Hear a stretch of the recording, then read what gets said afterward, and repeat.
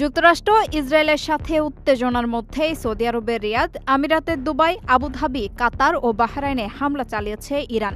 ফরাসি বার্তা সংস্থা এএফপির একাধিক সংবাদকর্মী নিশ্চিত করেছেন যে তারা রিয়াদে পরপর কয়েকটি বিকট শব্দ ও বিস্ফোরণের আওয়াজ শুনেছেন। যুদ্ধের রেশ ছড়িয়ে পড়েছে পুরো মধ্যপ্রাচ্যে।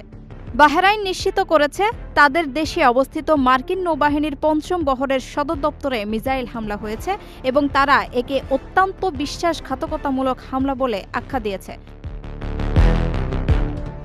সংযুক্ত আরব আমিরাতের রাজধানী আবুধাবিতে ইরানের ছোড়া ব্যালিস্টিক মিসাইলের ধ্বংসাবশেষ পড়ে একজন নিহত হয়েছেন এবং বেশ কিছু আবাসিক সম্পদের ক্ষয়ক্ষতি হয়েছে। আমিরাত কড়া ভাষায় জানিয়েছে নিজেদের সুরক্ষায় পাল্টা জবাব দেওয়ার পূর্ণ অধিকার তাদের রয়েছে। কাতারের আকাশেও দ্বিতীয় দফায় একাধিক মিসাইল প্রতিহত করার পর রাজধানী দোহায় নতুন করে বিস্ফোরণের শব্দ শোনা গেছে। পরিস্থিতি সামাল দিতে জর্দানও তাদের আকাশসীমায় দুটি ব্যালিস্টিক মিসাইল ভূপাতিত করেছে। ইরানের রাজধানী তেহরান সহ বিভিন্ন স্থানে একাধিক বিকট বিস্ফোরণের শব্দ শোনা গেছে।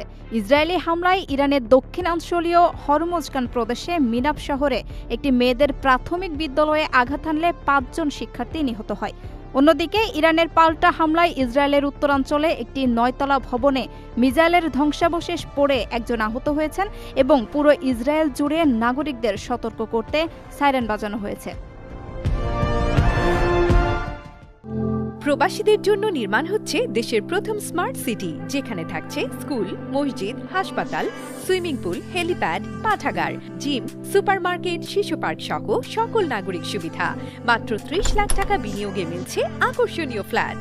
প্লাটিনাম ইনভেস্টরদের জন্য ঢাকা বিমানবন্দরে ভিআইপি প্রোটোকল সুবিধা। বিস্তারিত জানতে যোগাযোগ করুন স্ক্রিনে দেয়া হোয়াটসঅ্যাপ অথবা ইমো নাম্বারে।